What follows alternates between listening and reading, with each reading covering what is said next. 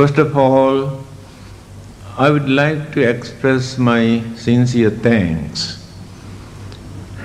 for the Buddhist Society of National University of Singapore for organizing this public talk by taking great pains and troubles, using great effort.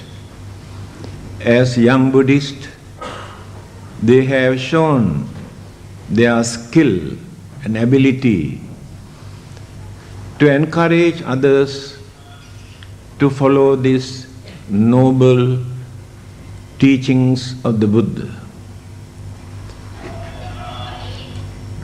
The subject tonight we have to discuss is three basic principles in human life.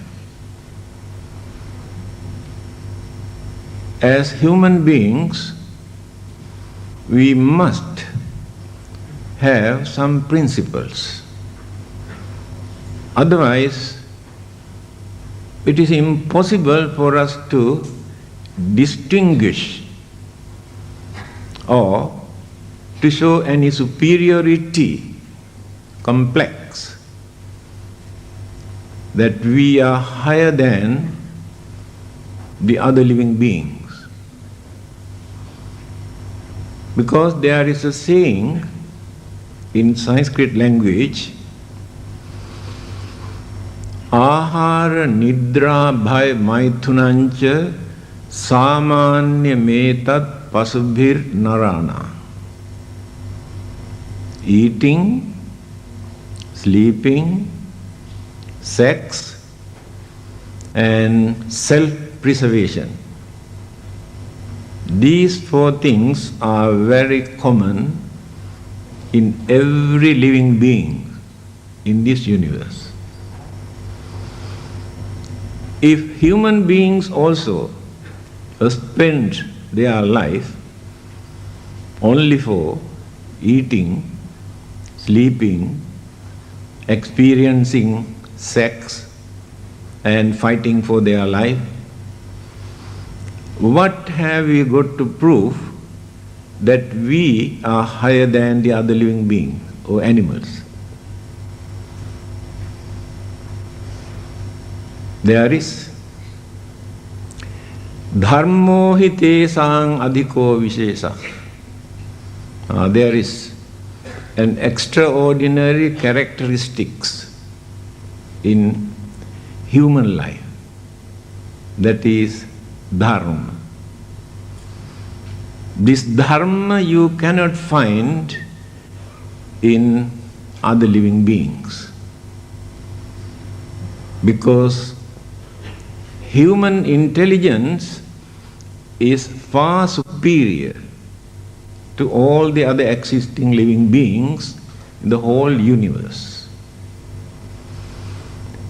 That is why human mind learn to appreciate the dharma by using that intelligence.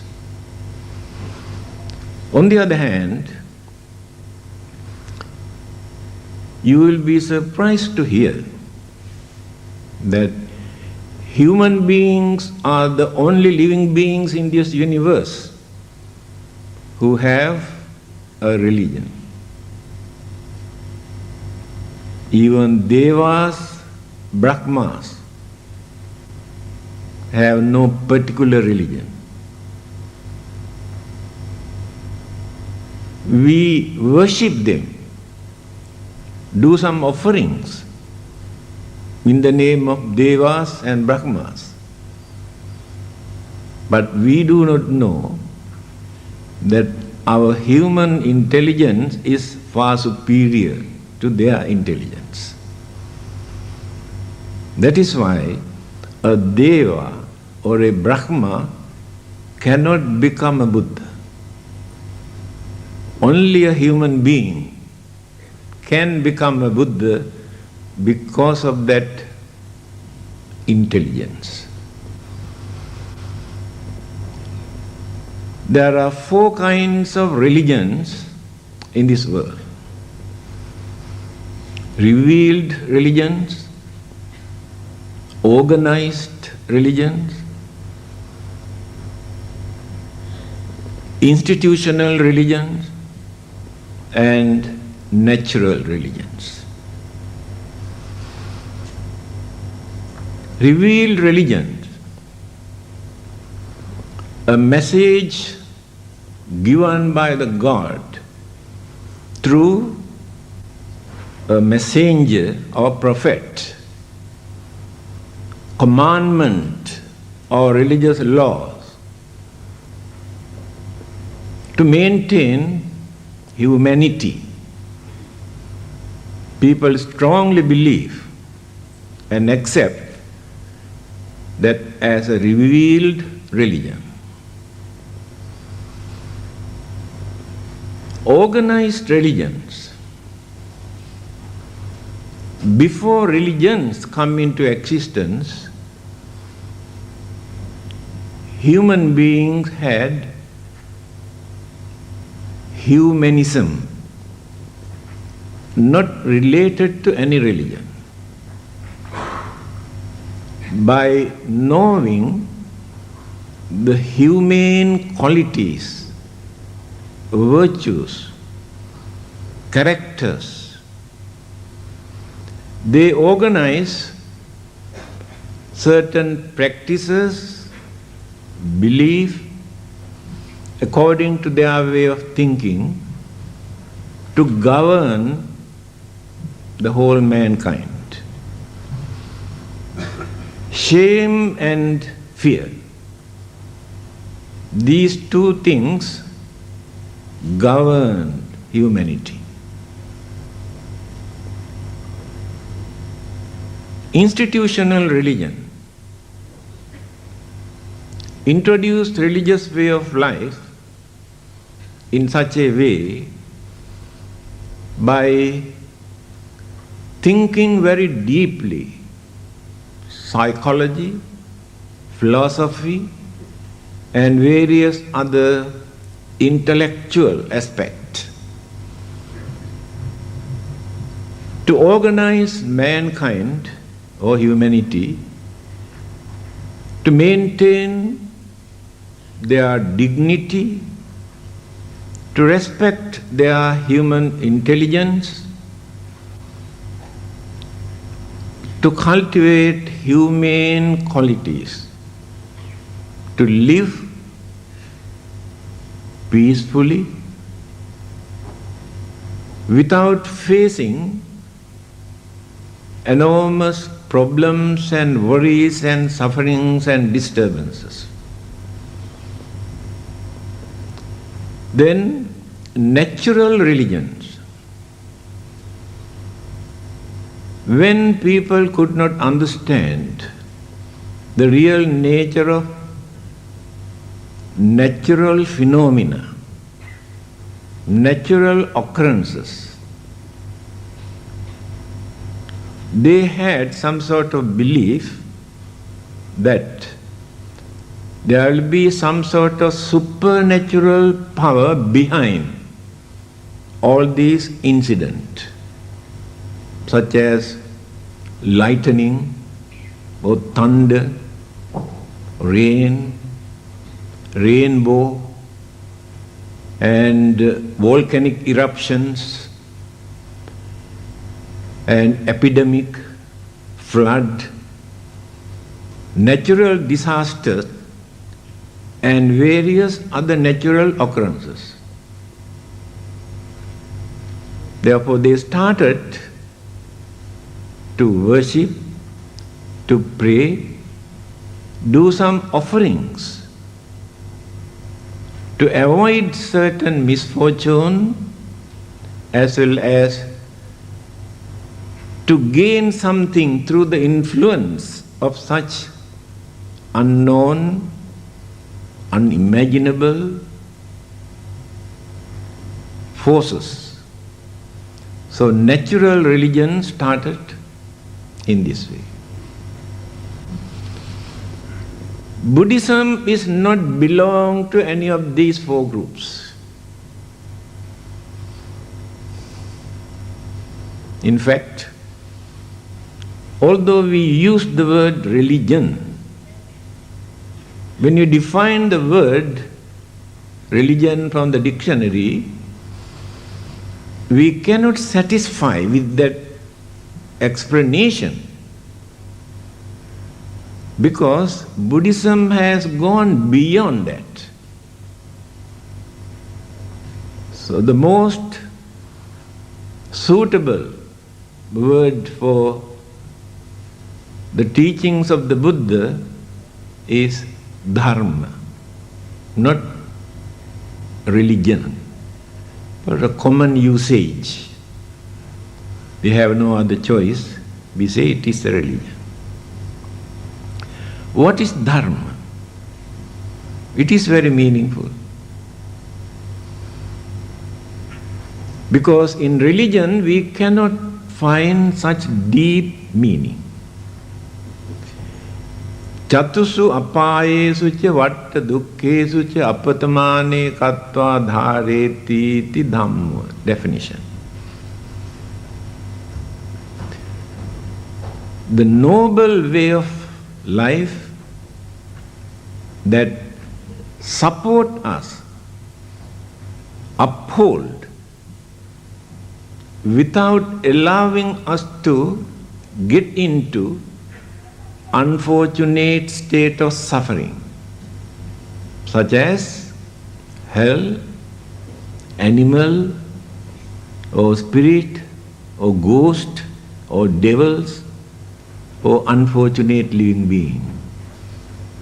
So if we follow the Dharma hold us, support us, without allowing us to fall or to get into any of those unfortunate state of suffering. See how meaningful it is. That is the definitions of Buddhism. Buddhism is not a revealed religion. The Buddha did not get any message from heaven or from God. He never had any teacher to teach him how to gain enlightenment. Name acharyo atti, he said. I never had any teacher to teach me how to gain enlightenment. What I did, by using my full effort,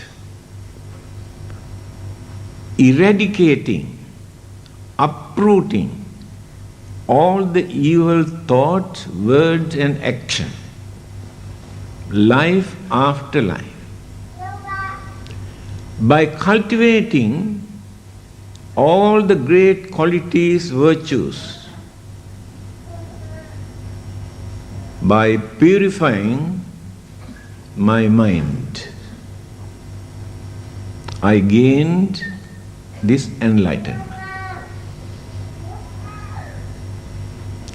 Therefore, you can understand that Buddhism is not belong to any of these religious groups. It is the result of a great man who had courage to sacrifice his pleasure, his life, his time, to cultivate life after life in searching the absolute truth. There are many kinds of truths. All are not absolute truths. They remain as truth for a certain period. Later, we will come to know that it is not the real truth. The truth revealed or realized or preached by the Buddha is absolute truth, because There is nobody in this world who can single out even one word uttered by the Buddha as truth, according to their scientific or psychological or modern discoveries, to disprove. So far they could not do that. It is an absolute truth. No one can change. The Buddha also cannot change. The God also cannot change. Human beings also cannot change. Truth is truth. This is the nature of Buddhism.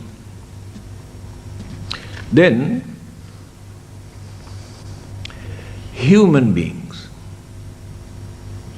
Human principle. What are the basic human principles? Here we mention 3. What is the meaning of human? Pali and Sanskrit or many other languages use the word manushya. It's a very meaningful word. Manassa ussamata. Only living being who can raise, who can cultivate, who can develop the mind up to the maximum level. That living being is called manushya, human. The man, the word man is derived from mana, mind. One who got a mind to think, that person is called man. When you say man, please remember woman also included. Without woman, there is no man. Then, the Chinese definitions of humanity. Chinese philosophers say, human beings must have human-heartedness. In that human-heartedness, there must be sympathy and honesty. If these 2 qualities are not there in their humanity, they are not real human beings. Chinese philosophers. Western philosophers define human as those who can use their sense of reasoning, especially Greece. They say human beings are the only living beings who can use their sense of reasoning. But many other living beings use only their instinctive power for their survival, for their pleasure, for their protection. They cannot go beyond that. But human mind can penetrate, can go through any existing matters or elements or the world system in this whole universe. There is no such energy that we can compare. The Buddha said in Anguttara Nikaya, Nahang bhikkhave anyang eka dhammampi samudupassami yathidang bhikkhave cittang. Cittang bhikkhave lahu parivarta.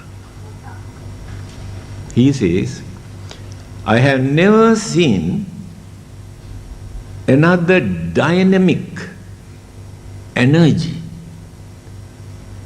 other than human mind, that which runs so rapidly. Take for instance, all those who have studied science can understand atom,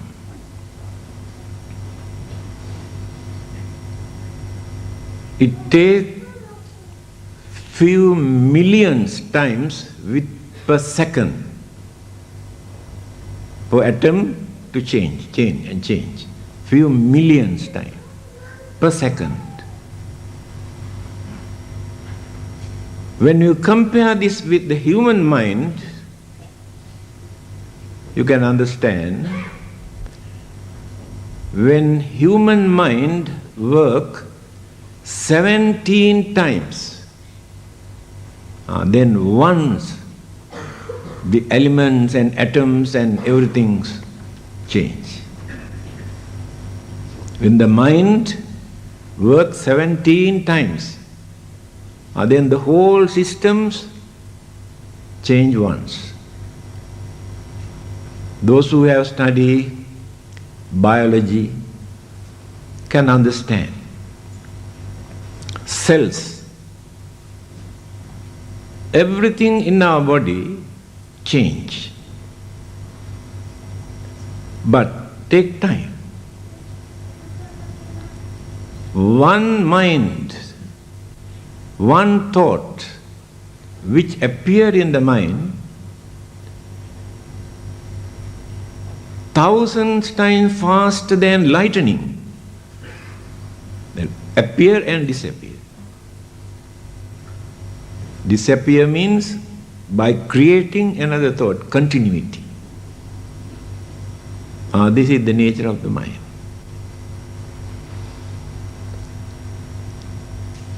This mind is responsible for everything. In Dhammapada, the first sayings of the Buddha, Mano Pubbangama Dhamma, Mana, mind. Mind is responsible for everything that which exists in this whole universe, good and bad. Human mind is responsible. Preamble to the Charter of the United Nations, when they were drafting the Constitution, they mentioned like this: human mind create war. The same human mind can bring peace. They are repeating what the Buddha said 2500 years ago. Mano Pubbangama Dhamma. Mind is responsible for good things as well as bad things. It is due to our imagination we blame God, ghost, devils. It is our imagination, because our understanding is very poor. We believe we are suffering today due to our original sin.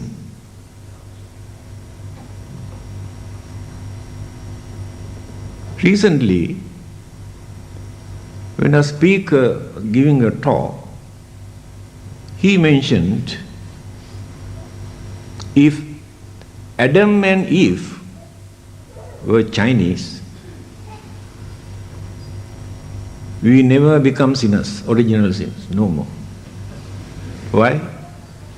Instead of eating forbidden food, if Adam and Eve were Chinese, they eat that snake which appears first. Then we will be free from the original sin. Unfortunately, they were not Chinese.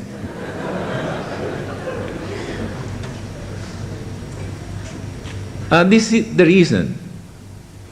They say, we have sicknesses, we become old, we die because of that original sin.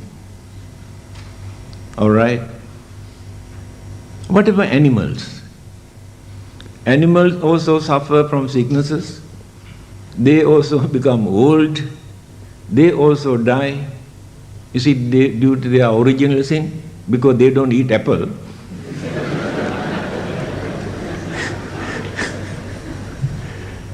Forget about them. What about the plant life? Plant life also suffer from sicknesses, grow old and die. It's due to original sin. These are the things that you have to consider by using your common sense without accepting what people talk about the creations and the beginnings and the reasons. When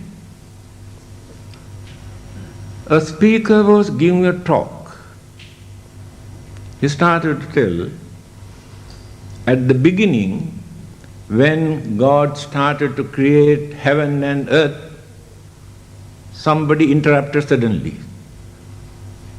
May I know what he was doing before he started to create heaven and hell? It's a very difficult question to answer. Then the speaker said, I think at that time he was creating hell for those who ask this kind of questions.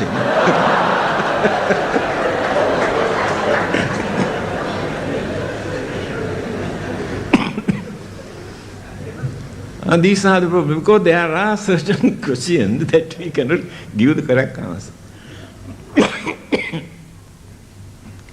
As human beings, we have three characters: nature, animal nature, human nature, and divine nature. In every living beings, especially human beings, we have these three characters. By using our intelligence, we subdue, control our human nature. So when we subdue and control our human nature, then we cultivate human nature by subduing animal nature. What is human nature? What is animal nature? Just now I mentioned, animals have no sense of reasoning. Animals have no intelligence to control their anger, their emotion. Animals have no shame and fear because they lead the normal, natural way of life. But as human beings, since we have a mind to think deeply, we have realized certain things are immoral, certain things are moral, certain things are wicked and cruel and dangerous, certain things are good and useful, by using that sense of reasoning. But others cannot use this. That is why humans are higher than the others. So by suppressing animal nature, we maintain humane qualities. Then we must have patience, tolerance, understanding, unity, harmony, goodwill, compassion. These are the humane qualities. We have developed these qualities before religions come into existence. Later, what we have done, we invited God into our humanism that we have developed and introduced as a religion, and borrowed all these ideas and introduce that all these things are given by the God. Kindness, compassion, honesty, sincerity, cooperations, all given by the God. But before they accept or invite the God, they have cultivated, they developed these good qualities. But when they accepted religion, because of fear of God, they decided to uphold these good qualities and abstain from bad habit. Therefore, the concept of God, religions have done some service to humanity. So we should not condemn religion, any religion. Religions have done something. Although Bertrand Russell says, religions have done more harm than good to mankind. Jealousy, hatred, discriminations introduced by different religionists. He says, those who have no religions live peacefully without fighting and quarreling. Those who have religion every day fight because of religion. That is why Bertrand Russell says, religion has done more harm than good. But I don't agree with him. Religions have done, whether it is Buddhism or Christianity or Islam or Hinduism or any other ism, religions definitely control this mankind. If with religions, if human beings behave today in this way, what would be the situations of the mankind if there's no religion? Assume here, Singapore government announced tomorrow for 24 hours there is no law, no police, no army, no court, no punishment. 24 hours we want to test you, whether you behave as real human beings or not. I think 24 hours more than enough for you to destroy the whole island.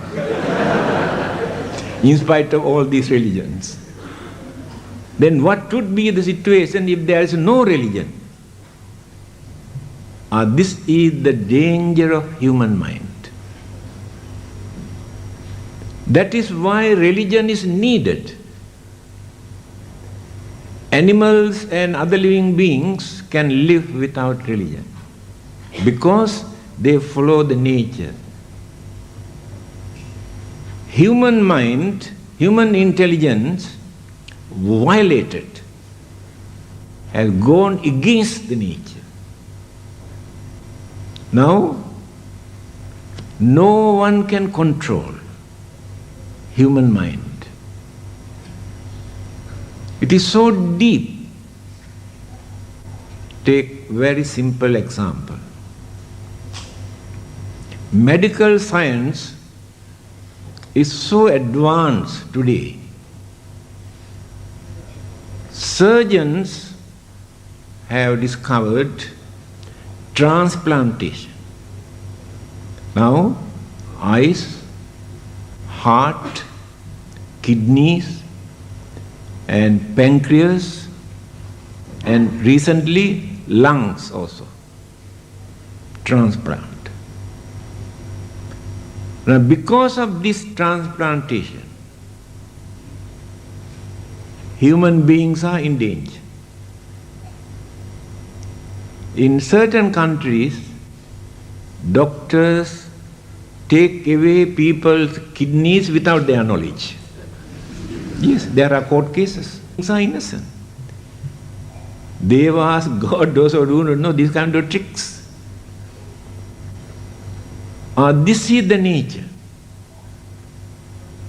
Human mind knows how to appreciate and understand dharma or religion. At the same time, if there is no religion, no dharma, they misuse and abuse and destroy everything. I think all of you know. It is not a secret. How far they have developed their scientific knowledge,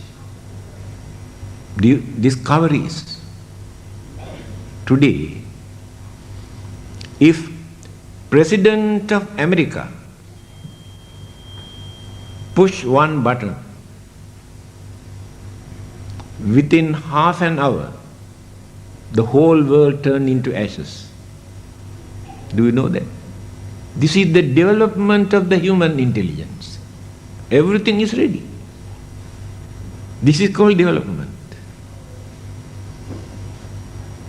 They have discovered atom, thinking that they can do a lot of constructive, use for constructive purposes.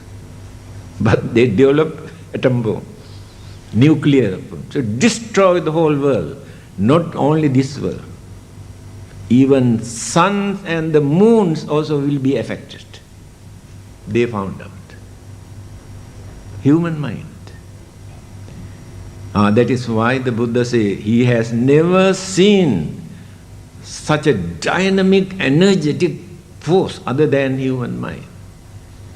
If this mind is not controlled or trained, disciplined properly, they will destroy everything. They have started. All the other living beings slowly, slowly disappear because of human being. Water pollution, air pollution, and destroying the earth, saying that they are developing the country. Actually, they do not develop, they destroy. But other living beings never destroy anything that exists. Only human beings. So one day, if there is anybody to destroy this world, it's not God. Before that, human beings will do the job. They are ready. So, principles we had to uphold for our own benefit as well as for the benefit of others. We observe sila, precept. Just now we observe pancha sila, 5 precepts. Sila means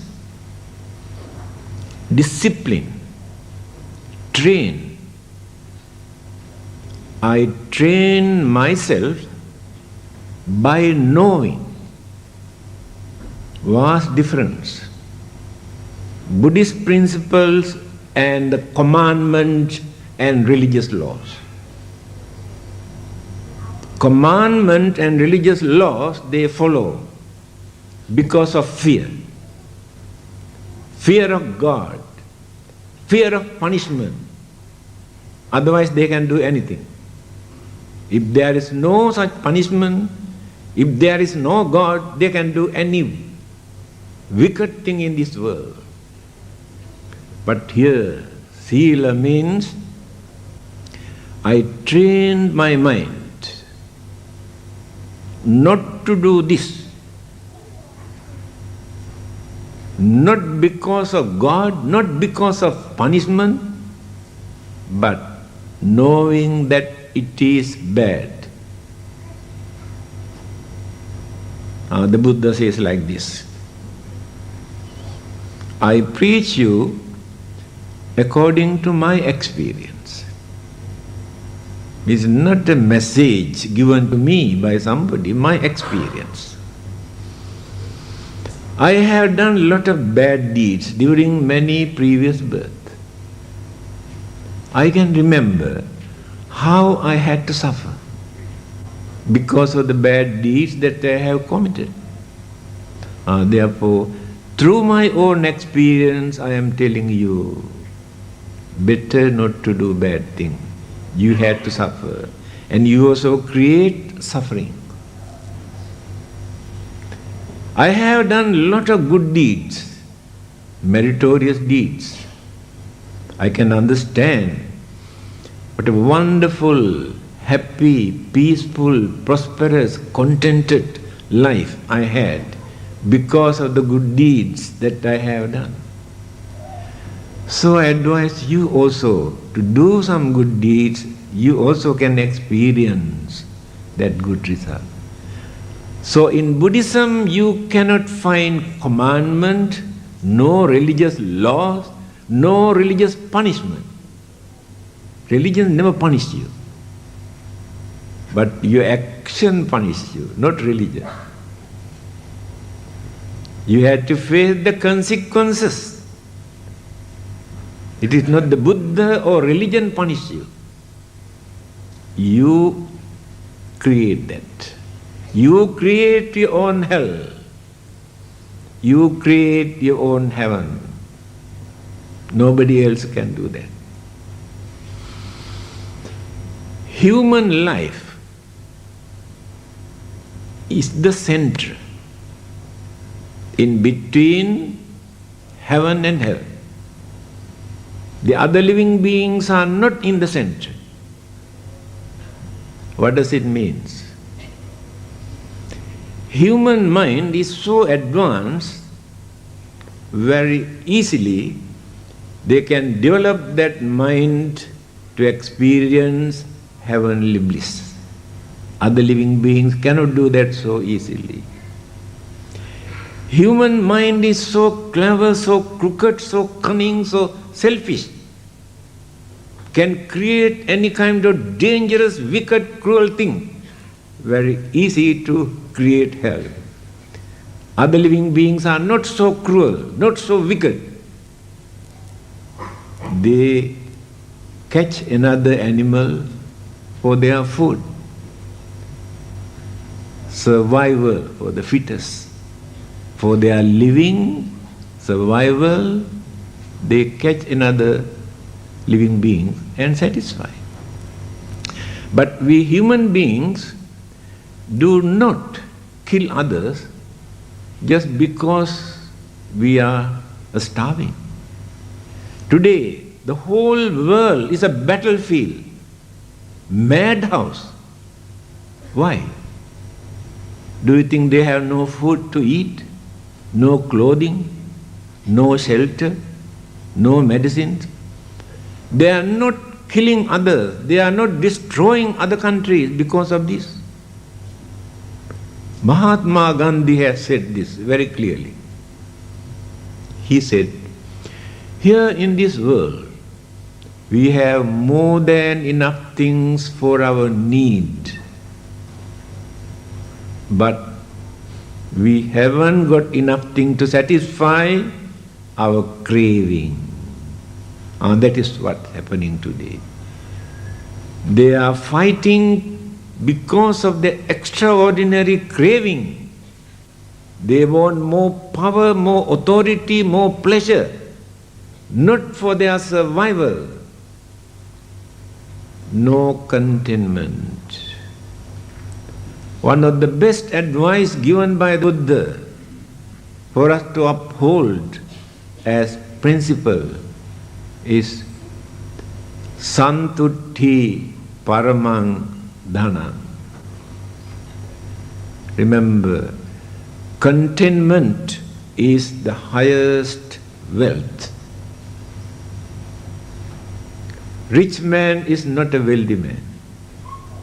Rich man is a very poor man. Rich man is in fear. Rich man's life is in danger. Rich man always creates suspicions, lot of enemies. People are waiting to kidnap and to bluff and swindle. A rich man cannot go alone, must have security guard, bodyguard and 2 pistols, and also how many lock, how many iron doors, how many padlock, how many. Still, he cannot sleep without fear. He is shivering inside the house. That is the way how rich men enjoy life.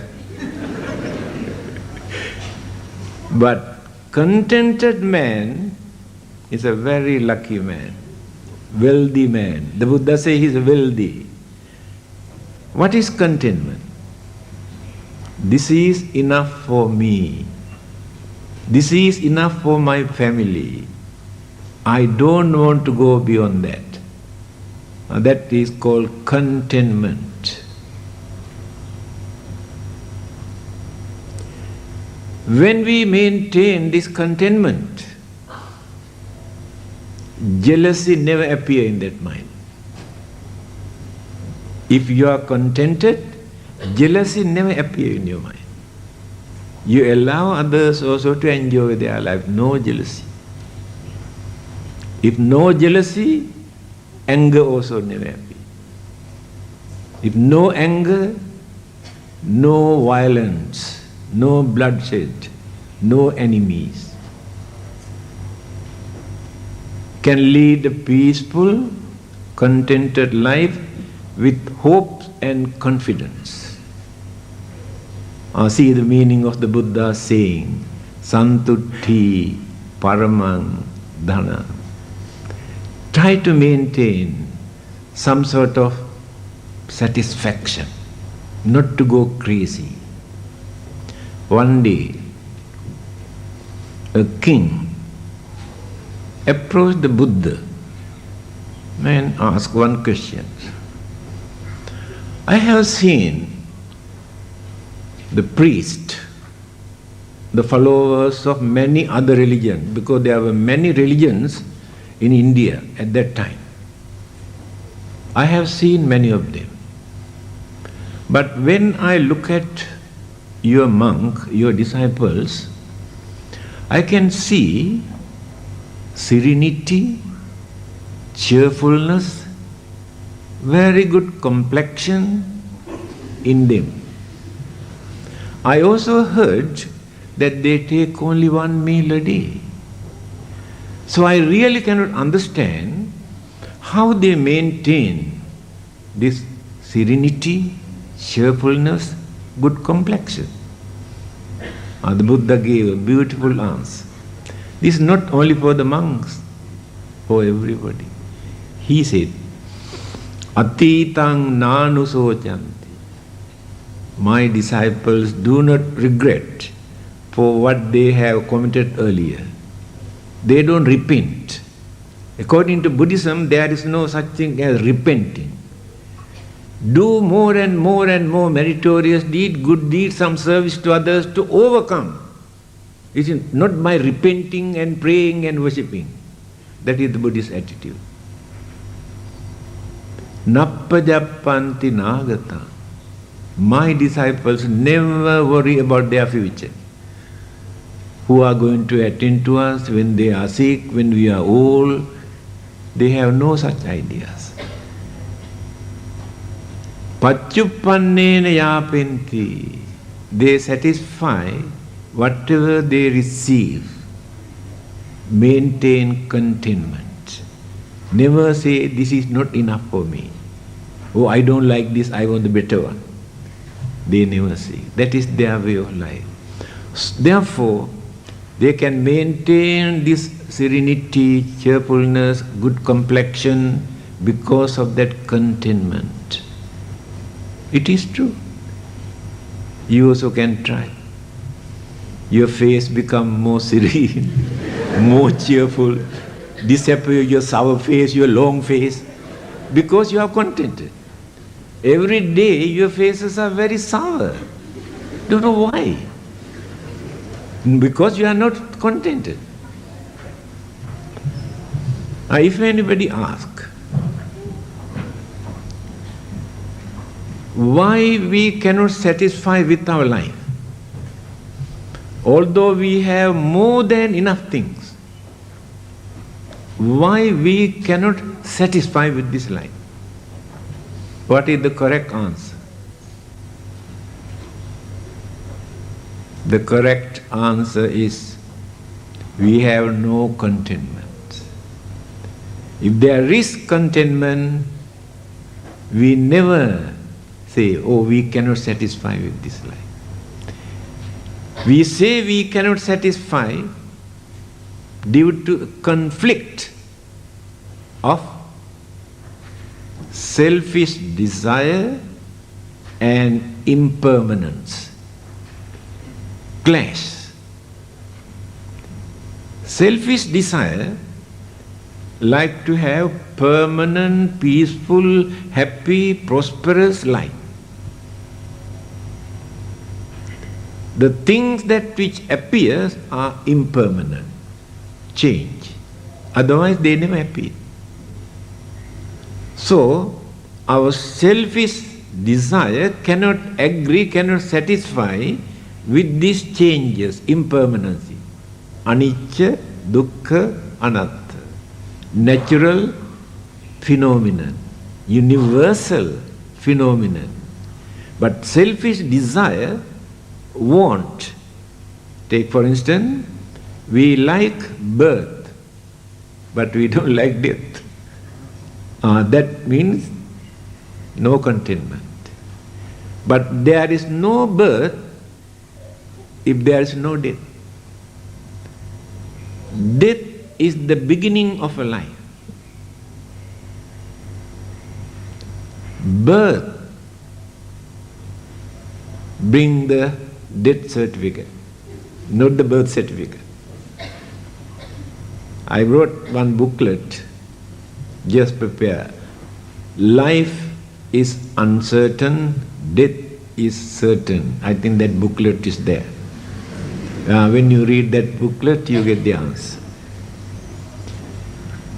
Setting sun here in this country becomes the rising sun in another country. So setting sun is not the end of the sun. So death is not the end of our life. Death is the beginning of another life. So the birth is the beginning of death. Birth and death and birth and death. One day, the Buddha advised Ananda, his Ananda, if anybody asks this question, why death take place? You must say, death take place because of birth. If there is no birth, there is no death. That is the correct answer. If you try to stop death, you are not understanding people. You are going against the nature and it is a losing battle. In the end, you have to surrender. You are not ready to face fact. So the first principle among those three basic principles is the precept, virtues, morals for the development of our life. We have wrong concept about life. We take body as our life. Biggest mistake. We cannot see the life. Mental energy and life process both work together. The body is the shelter, the house. We devote our whole life to attend, to look after, to feed, to wash, to clean, to beautify, to decorate. And how much do you spend for your cosmetic? Beautify, thinking this is, you are decorating your life. This is the dirty, ugly, smelly, filthy, impermanent physical body which create enormous suffering. One of the disciples of the Buddha, his name was Vakkali. Every day come and sit in front of him and watching like this, just like watching television, The Buddha asked, Vakkali, what are you doing here? Reverend Sir, when I look at your serenity, your features, your complexion, gives me a lot of satisfaction. Then here you can understand who the Buddha is. This is very important. The Buddha say, Kingte Vakkali imina putikayana duggandena sarina, then invent thing like this, Vakkali. What do you gain by watching this dirty, ugly, filthy, impermanent physical body? Whether it is the Buddha's body, or my body, or your body, makes no difference. Buddha is not a busybody, no? Just like same physical body. Because the Buddhahood is not in the physical body. Then the Buddha say, Yo dhammang passati, so mang passati. This is a wonderful, beautiful saying. One who sees the Dharma, through this Dharma, he can see who the Buddha is. This saying is more than enough for you to understand, to see the real Buddha. If you want to see the real Buddha, must create that Buddha in your mind through this kind of saying, teaching. The image that we create is artist impression. It's not the real Buddha. But we worship because that gives us some sort of satisfaction. It is very important. But you cannot see the real Buddha through the idols or images. But you can see real Buddha, this kind of saying when you study. Another well-known personality, follower of another religion, came to see the Buddha, Upali. He said he wanted to become a Buddhist. The Buddha asked, why do you want to become a Buddhist? He said, people say your teaching is wonderful, beautiful. I also decided to become one of your followers. The Buddha, have you ever heard my teaching? No, I have never heard. Then how do you know whether you can practice my teaching, whether you can agree, whether you can understand my teaching? That is not the way for a man to change his religion. Must study, try to understand, is appealing to that mind, then decide. Then this man said, Venerable Sir, I think this advice is more than enough for me to understand the nature of your teaching. If I have approached another religious leader in this country, embrace me and announce such a great man also come and embrace our religion. Instead, you advise me to wait and study and consider so many things. That is enough. I am fully convinced. Here you can understand who the Buddha is. That's what the Buddha says, Yo dhammang passati, so mang passati. One who sees the Dharma can understand who the Buddha is. Then, there are three basic principles called Sila, Samadhi, Panya. These are the three basic principles. Only human beings can cultivate. Others cannot. Devas also cannot. Who are those devas who enjoy their life? During their previous birth, they have done a lot of meritorious deeds as human beings. And they had the opportunity to be born in Devaloka to experience more worldly sensual pleasure. But they do not know what will happen to them in the end. And there they do not perform meritorious deeds. They have no particular religions to consider. When you go to Brahma world, they lead very peaceful, very contented, very happy life, tranquility, calmness. In fact, they use only two senses, eyes and ear. Other three are not active, control. Especially when this one is controlled, we can live peacefully, All our problems come from here, Beautiful sayings in Christianity and Buddhism, both. People always talk about, we cannot eat this, if you eat this, we pollute this, we spoil this.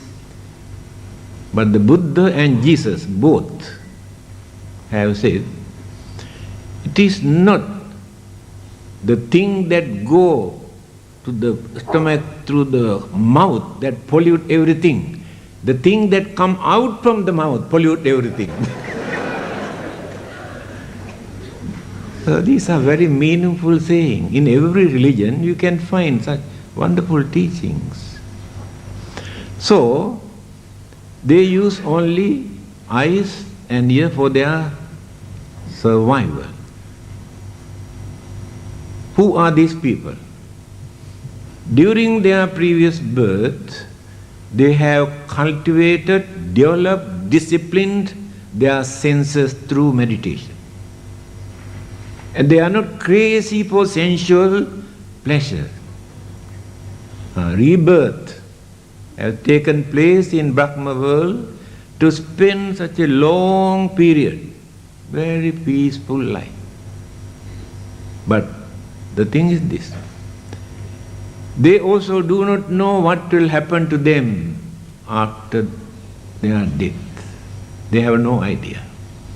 The advantage of becoming human being is this. Animals, a spirit, ghost, devils, devas, brahmas never prepare for their next life because they have no such idea.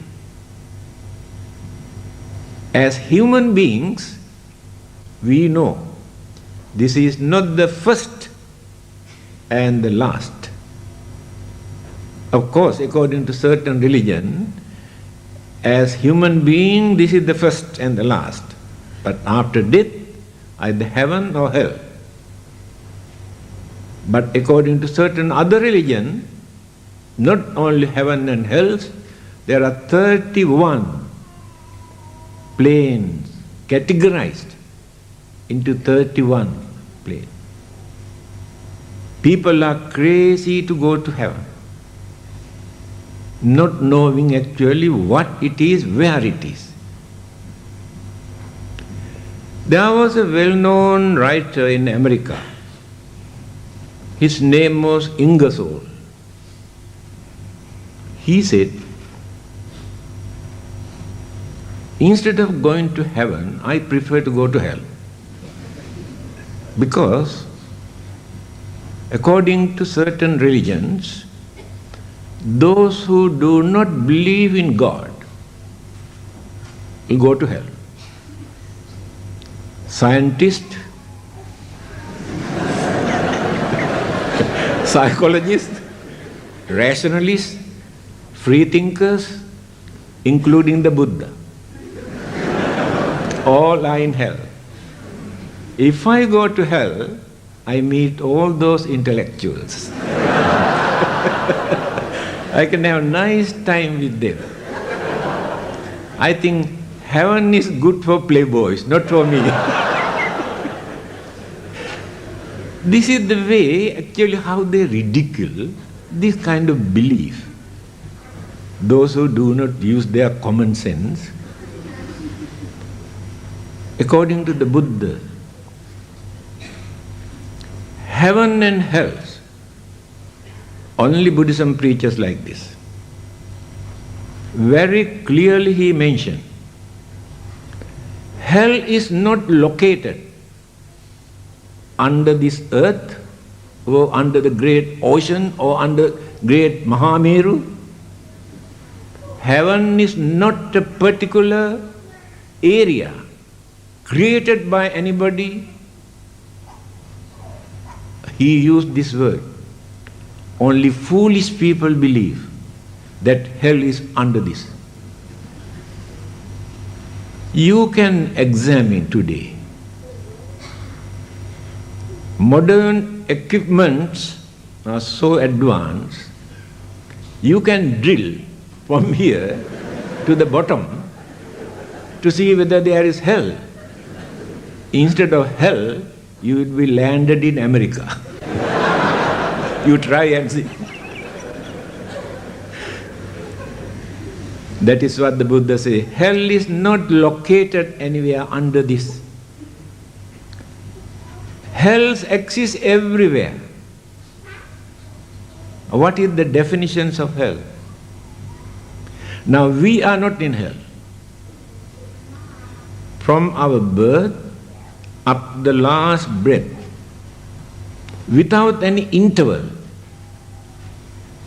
life is nothing but suffering and suffering and suffering up to the end. That is hell. Here we too have sufferings, but occasionally we laugh, we joke, we enjoy, again we cry, we fight, we quarrel, and we worry, we suffer, again we laugh. Therefore we are not in hell. But there are millions from their birth up to the end, nothing but suffering, suffering, suffering, suffering. The Buddha said that is hell. Another man, very rich man, approached the Buddha. His name was Kutadanta.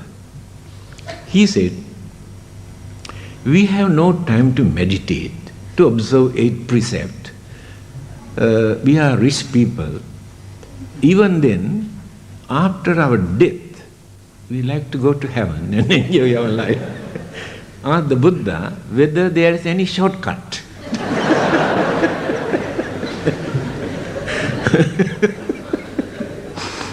Then the Buddha said, why do you want to wait until you die to experience heavenly bliss? While you are living here in this world, you can experience heavenly bliss if you know how to handle this life properly.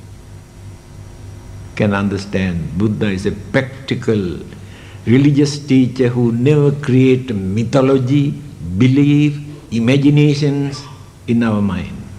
Practical way. You can create your heaven if you know how to handle your life. That is what you are here, to know something, how to make use of this life, how to avoid problems and troubles and worries and disturbances, how to gain more knowledge and understanding and wisdom. You are here for this purpose.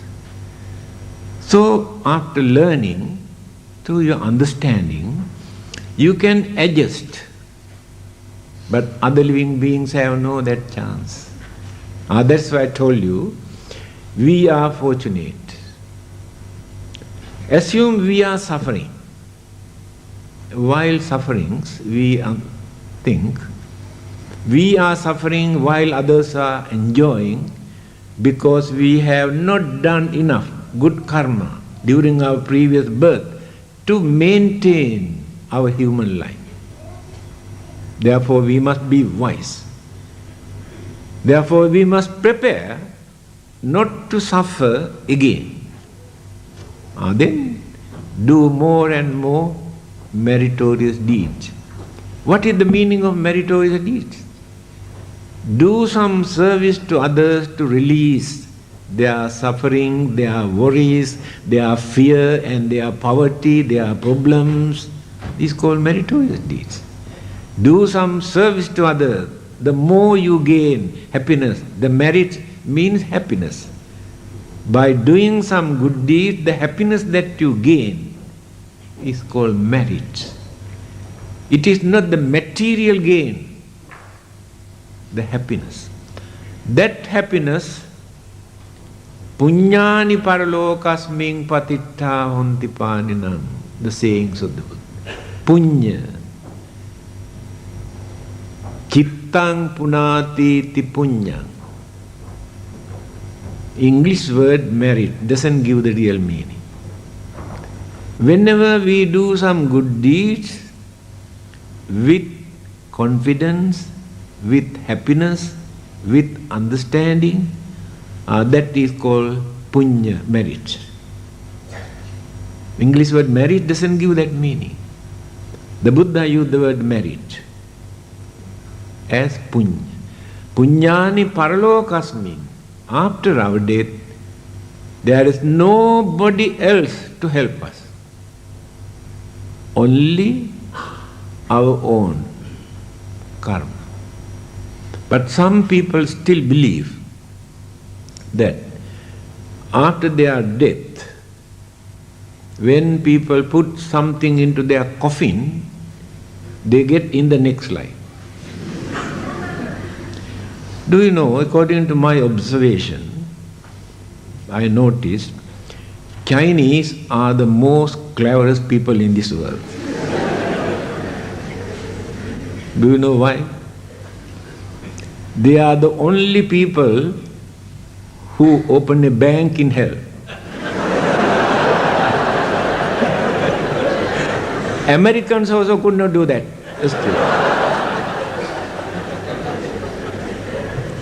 Not only that, they produce currency note, valid in hell. What happened? When they burn this currency note, one who is in hell receives just like a fax message. See how clever they are? I understand in Taiwan there is a modern method.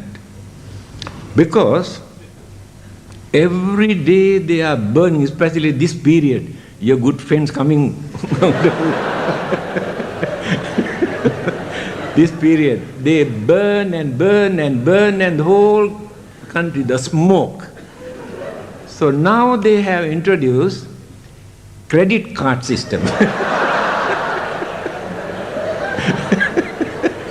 Put the credit card into the coffin, finish, nothing to burn. I think better to introduce in Singapore also.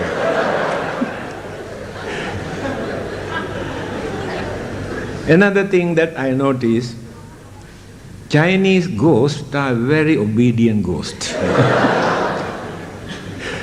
Because there is a proper time for them to come out, there is a proper period for them to stay, proper time for them to go back. But all the other devils come and disturb us every day. See how good they are.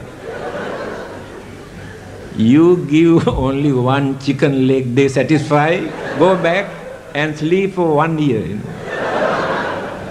Very good.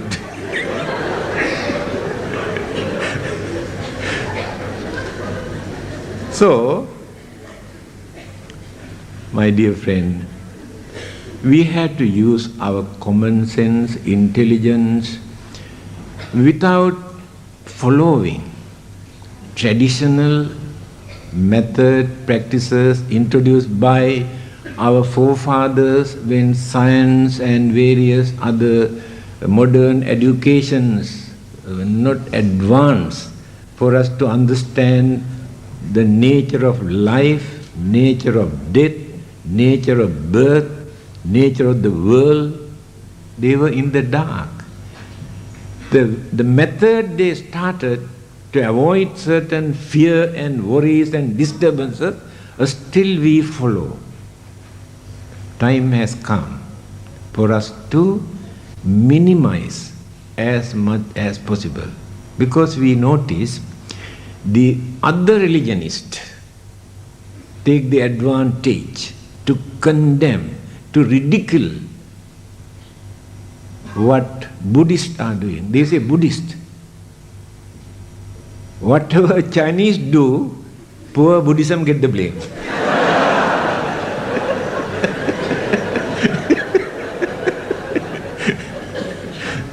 Because all these things they burn and burn and burn. Where did the Buddha ask you to burn all these things? He asked you to burn only one thing, jhana. Attainment of jhana means burning. Burn your defilement, burn your anger, burn your jealousy, burn your greedy, burn your selfishness. Jhana. Burn only these things. Not the papers and joysticks and everything. So, they asked me to stop by 9 o'clock. Still, I could not complete one first principle.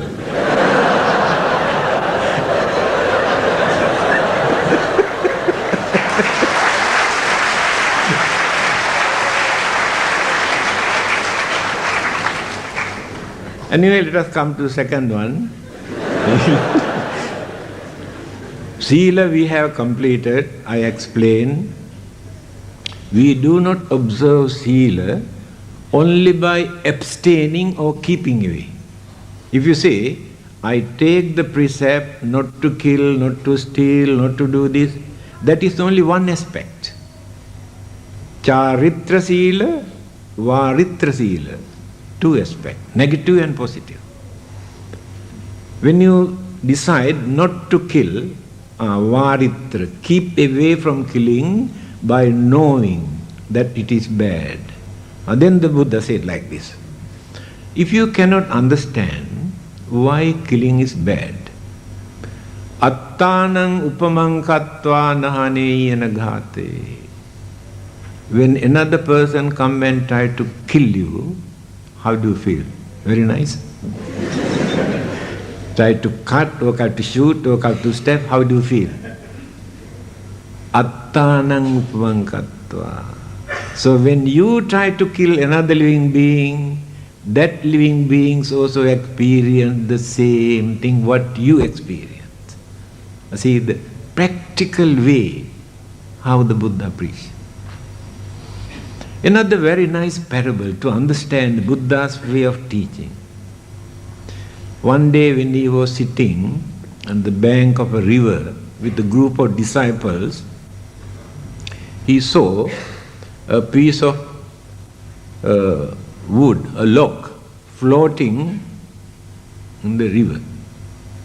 Then the Buddha says, can you see that piece of wood floating there? Yes. What do you think about, what is the fate of this log? Because his way of teaching is not by giving talk or lecture. Allow others to think. Then open the mind, give the chance for them to open the mind to understand. But others give commandment, religious laws by creating fear and threatening, frightening. But the Buddha never adopted that method. Only opening the mind. Some disciples said, I think the more and more water goes inside his wood, it may sink. The Buddha said, yes, you are right. Then another group said, when it was floating like this, some people may come and take it home and cut into pieces and use as firewood. Then the Buddha said, yes, you are right. Then another group said, this one, if there is any island, this people landed somewhere on the way. Then the Buddha said, yes, you are right. Another group said, oh, this may reach the sea. Then the Buddha said, yes, you are right. Then he said, our life is exactly like that piece of wood. Uncertainty. No one can say earlier what really happened later. We can create our own imagination, but impermanency, changes can take place according to circumstances. These are beautiful parables, advices given by the Buddha for us to understand. He never prepared his talk and distribute the papers and ask people to read. He watched their mind first, whether people can understand what he is going to preach, because he get that psychic power, enlightenment. We haven't got that. Then he preached according to their mind. Then very easily they can grasp. That is why some people cannot understand. After listening to one or two words from the Buddha, some of them attain arahant. We have been learning Buddhism from our childhood, still we could not attain anything. Those people, after listening one or two words, attain arahanthood, they say. The reason is, the Buddha studied the mind first, then find out whether he can understand this. What are the obstructions, hindrances? How far he has developed his mind earlier to understand this. He got special characteristic, 6 kind of characteristic. This is one of them. So, attainment of sainthood instantly. Then the second one is samadhi. Samadhi means the mind that we cultivated by observing precept, abstaining and developing. We keep away from killing, that is abstaining. We develop kindness, compassion towards others, positive side. And we abstain from stealing, bluffing, swindling, cheating. On the other side, we develop honesty, sincerity. So the precept divided into 2. Negative, positive. Not only abstaining, not only keeping away from bad things, we have to cultivate good things also. Then there is no fear of God, fear of hell, fear of punishment, but through understanding. When you observe the precept, you protect others, not only you. If you like to have good neighbors, you must have nice fence or wall. Otherwise, always there will be argument, disturbances. But when you put up nice fence or wall, you protect your house and your family, you protect their house and their family also. So observing precept is exactly like this. Now you decide not to kill. Then you allow others to live peacefully without fear. That is the highest contribution that you can perform for them. You stop stealing, swindling, cheating, bluffing others. Then they can live peacefully. No need to lock the door also at night time. Those who believe in God for their protections and blessings is very good. No one can say it is wrong. But don't forget to lock the door at night time when you go out. There is no guarantee that God will protect your house until you come back. That is Buddhism.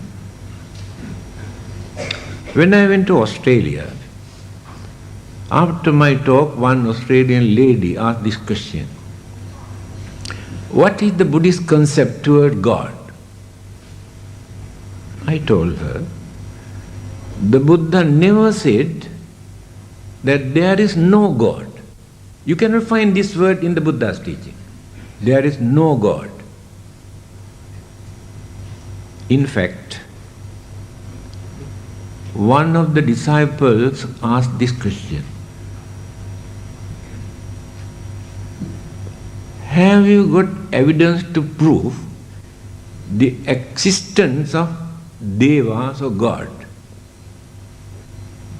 The Buddha gave a very interesting answer.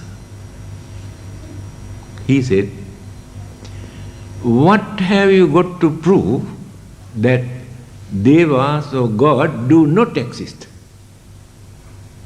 And we can understand the Buddha's attitude.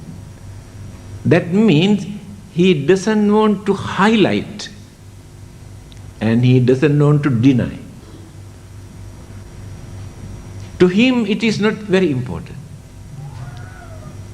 If you know how to fulfill your duties, responsibilities, by maintaining your human dignity, give due respect to your human intelligence, God is not important. So I gave this parable to that lady. So if you believe in God, if you pray to God, if you worship, very good. But don't forget to lock your door when you go out. You must know how to do your duty. That is Buddhism. If God exists, so much the better. If God does not exist, you never lose anything. That is Buddhism. So, when we develop this mind, we maintain some sort of peace, calmness, tranquility, satisfaction in our life. Now we haven't got any of them. Because our minds are very weak. Do you know the reason why our minds are very weak? We have fear because of that weakness. We have insecurity feeling because of that fear. We have suspicion because of that fear. Small children scared of so many things because their minds are very weak. And we also maintain this fear. Reason is, every minute we are wasting our mental energy for nothing through our five senses. How you use your senses? Your eyes, your ear, your nose, your mouth and your body, these five channels, you extract the mental energy and fix that energy to the external object and create your imagination, suspicion, fear, worry and admiring and enjoying emotional satisfaction. Use your mental energy. In the end, you won't gain anything. Disturb the mind, that's all. You collect so many rubbish from outside through the five senses and disturb the poor mind. Mind has no time to relax. Every second, either through the senses, if not the mind itself, create imagination, also mental energy. So, minds are weak because we are wasting energy. Example, a huge waterfall, the water pouring, spread everywhere. There's nobody to do through proper channels.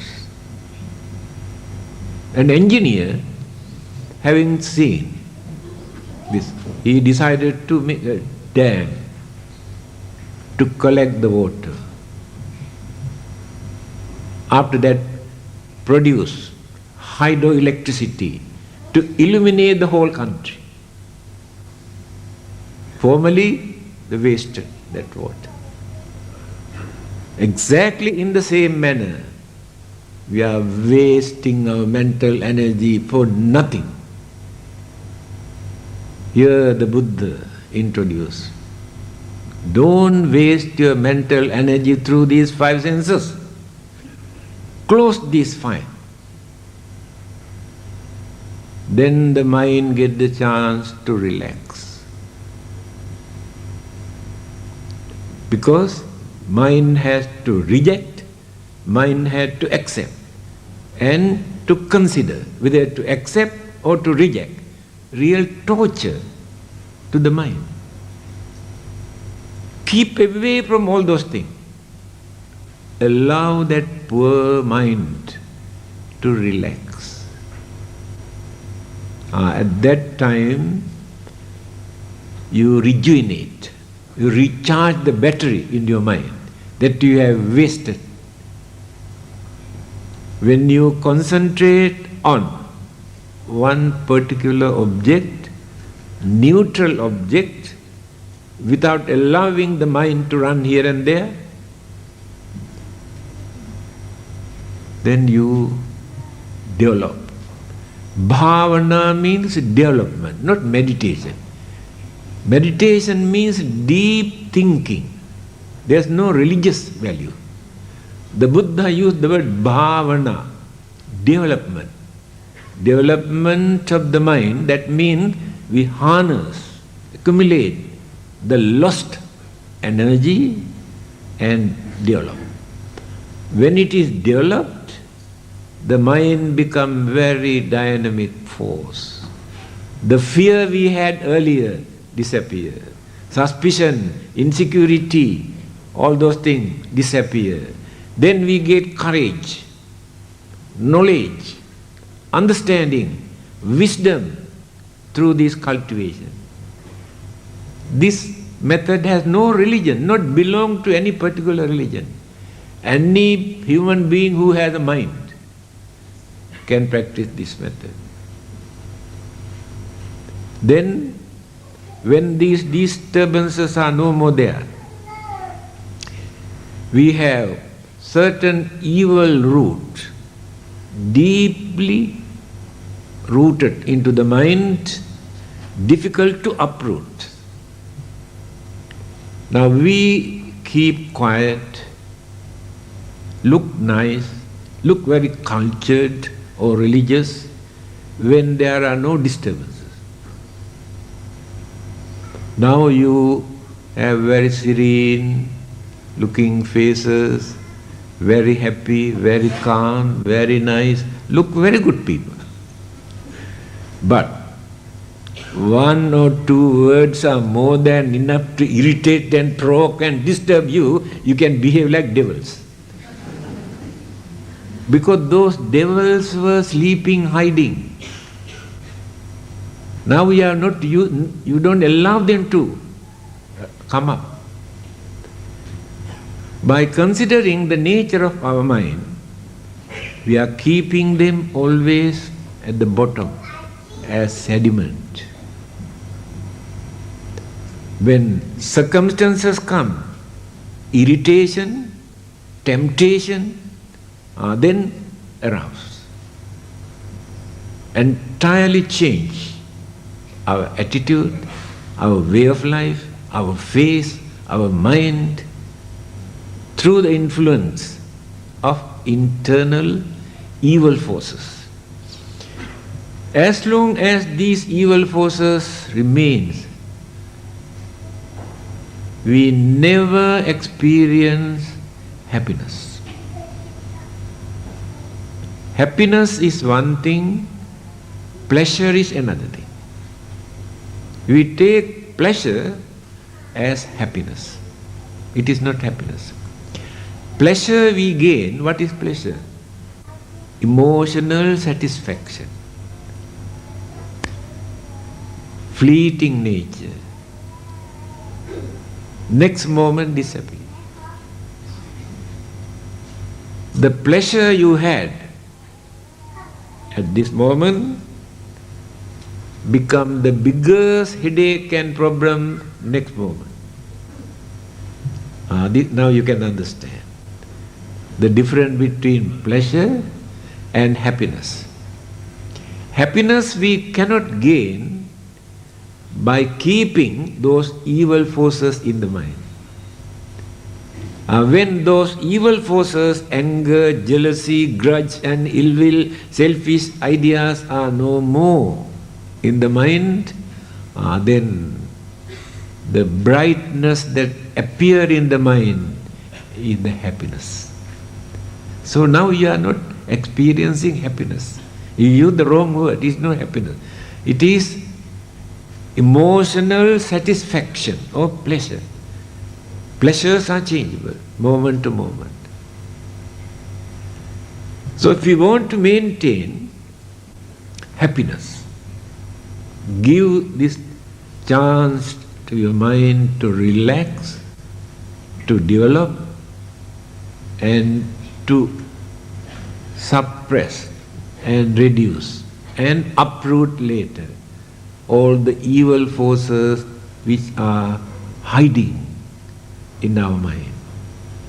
So when we meditate, use the word meditation, at that time we experience some sort of peace. As soon as we stop our meditation, again go back to the normal way of life. No peace, no happiness, all disturbances again. Like this. When you take a bucket of water from a pond, the water is covered with dry leaves and dust. But the water is very clear. So you can shake all the dirt, you can see clear water. Then you take one bucket of water. Very nice. But after that, the dirt all slowly come and cover. So when you meditate, your mind is pure. You don't allow anger, jealousy, grudge and ill will, all the dirty things, wicked things to appear, disturb the mind. But when you stop your meditation, all these things come and again. When you covered green grass from a bucket or basin, keep for 2 weeks, open. You can see green leaves turn into white. So when you meditate, lot of changes take place in your mind.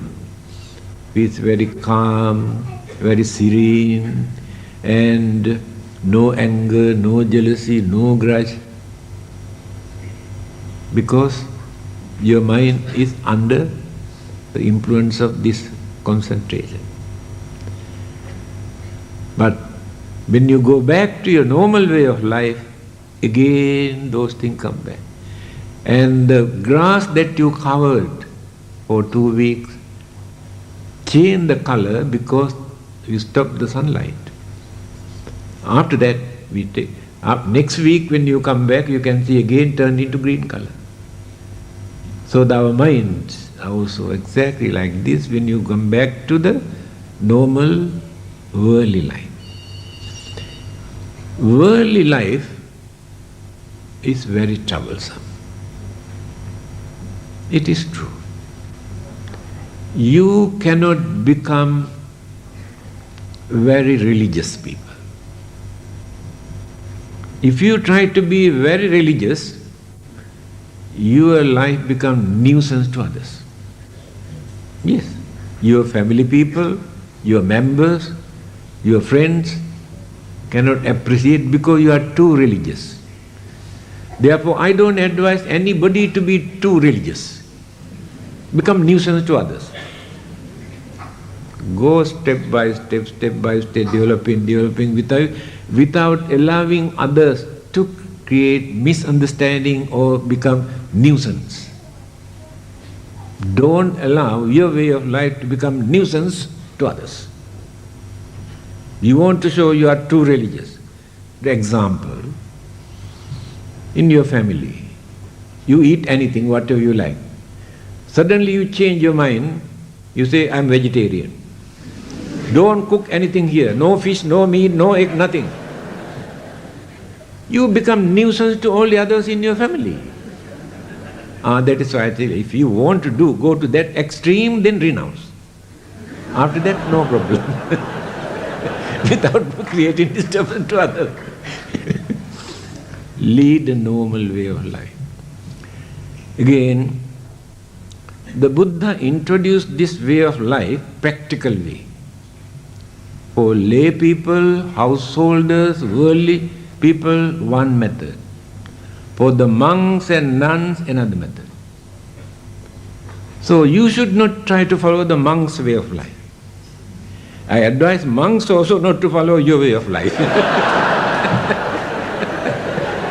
Wrong method. Today they have mixed up all these things. By knowing the difficulties that you had to face, your duties, your commitments, your responsibilities, your obligations, so many things. You had to concentrate, you had to work, you had to earn, you had to accumulate, you had to support, how many things. And we have got time for you to meditate. You had to think about your children, your wife, your husband, your property, your business. But there are certain things that you can do as worldly people. Here the Buddha says, you can maintain 4 kinds of happiness. Atti sukha, bhoga sukha, anana sukha, anavajya sukha. 4 kinds of happiness. If you come to know that you have something, either bank account, or a house, or a piece of land, or a business, or some jewelries, you gain some sort of happiness. The Buddha said that is important for you. He never said you must throw away all those things and go back to jungle. Because it is not practical. Atti sukha, bhoga sukha. By spending what you have earned, don't be stingy. Some people work and earn, never eat even good food. And never buy good clothing also. Buddha says, enjoy your life. You can have nice food, good dress, nice house and television, and no harm at all. But you must enjoy respectable way. Without harming, bluffing, swindling, cheating others. You can enjoy your life. Buddhism never say, you should not laugh, you should not joke, you should not enjoy your life. No.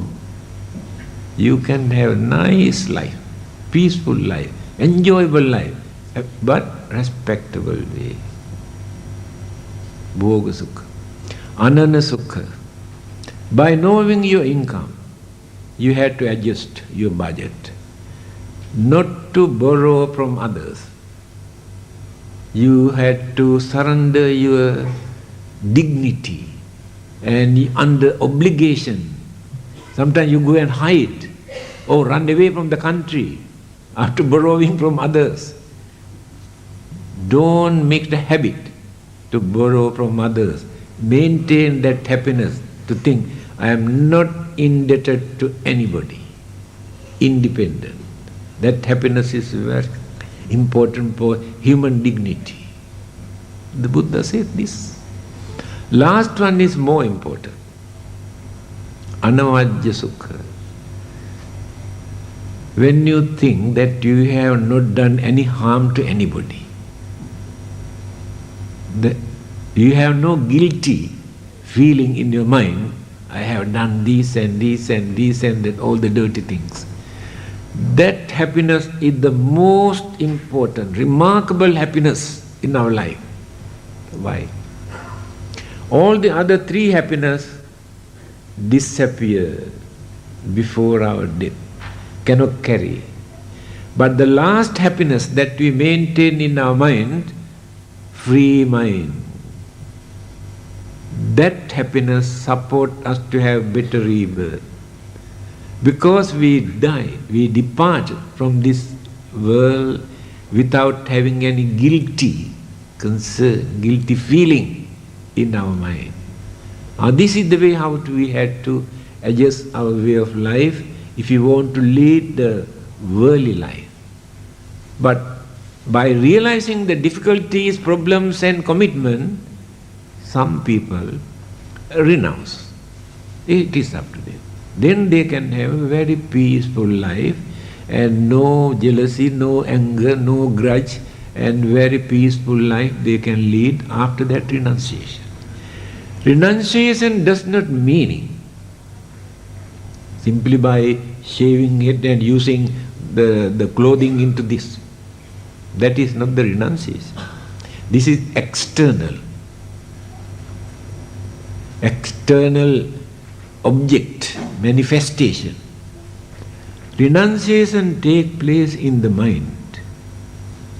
That means reduce attachment, reduce craving, reduce crazy attitude towards so many things. That is called renunciation.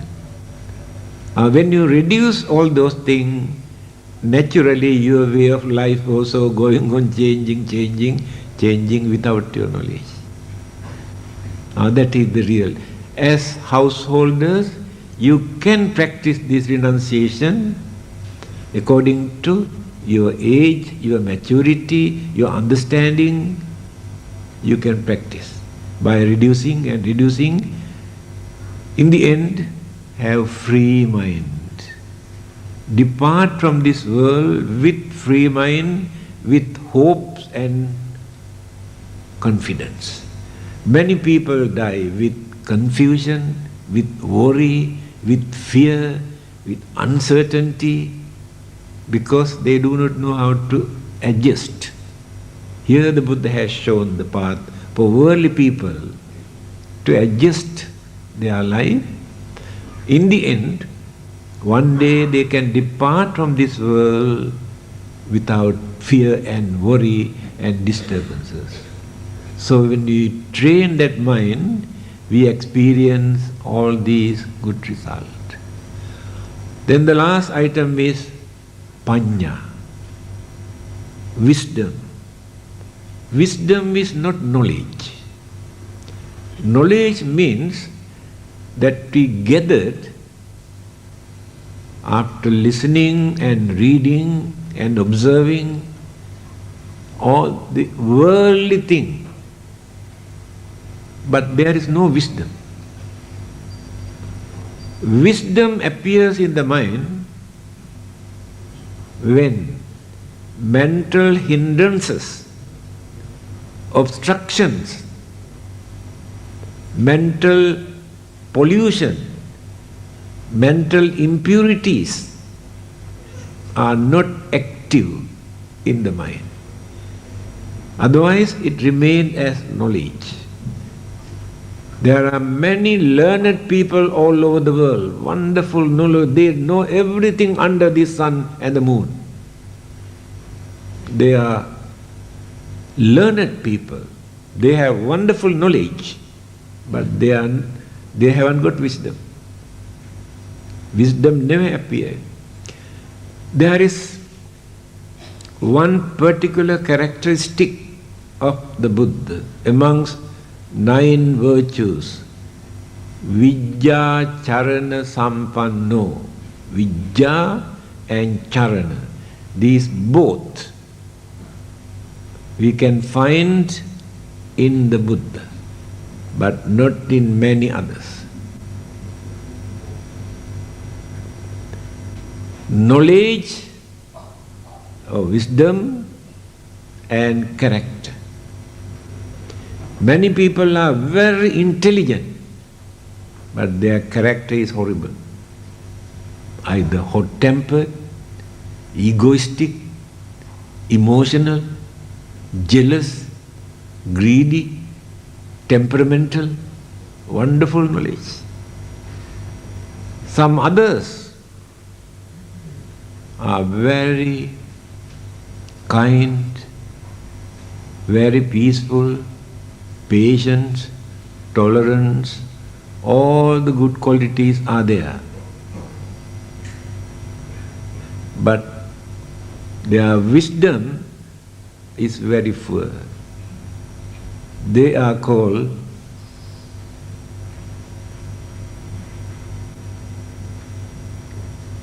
kind-hearted fools. Remember this. If you develop your kind heart without knowledge and without understanding, you get into trouble. People take the advantage. If you develop your generosity without your knowledge and wisdom and understanding, you get into trouble. People take the advantage. These two must go together. So in the Buddha, you can find the wisdom and the conduct, both. When the Buddha's dead body was carrying away for the cremation, people assembled, although not Buddhists, at that time there were very few Buddhists, but with one voice, all of them say, "This is the body of a man who never uttered a lie." That reputation was there even among the non-Buddhists also. So, wisdom means that knowledge we use by cultivating, developing, purifying our mind. Then we gain wisdom. So this knowledge, there are three methods. Suttamaya, Chintamaya, Bhavanamaya. Three methods to gain this. Suttamaya means listening. Those days, they never used reading because no books to read. They learn everything by listening. Therefore they say Suttamaya. Bahusruta. Very learned person is called Bahusruta.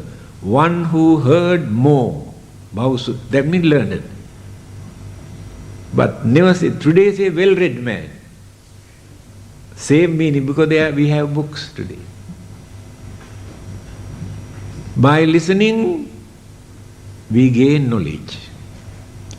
That knowledge is not very clear because you mix up with your understanding capacity.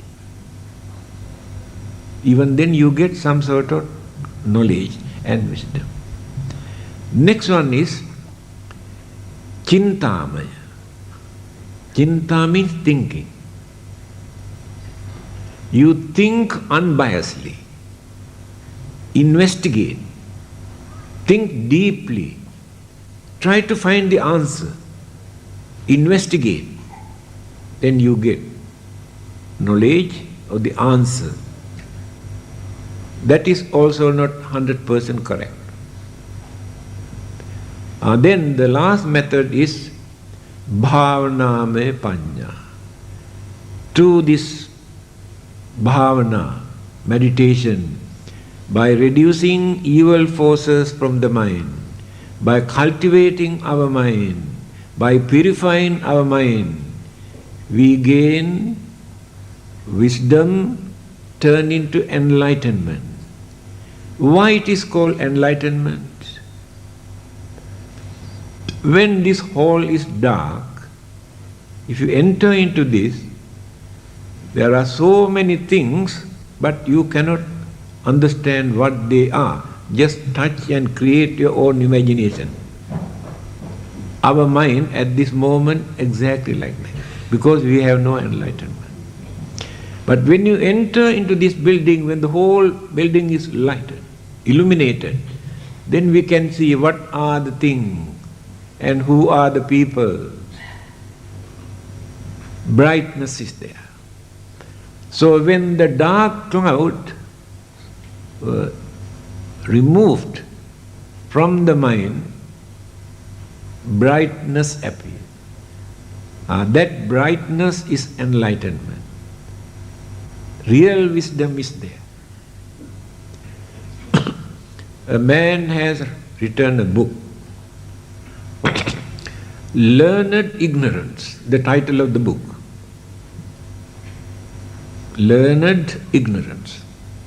He says, the more we learn, the more we enlarge our ignorance.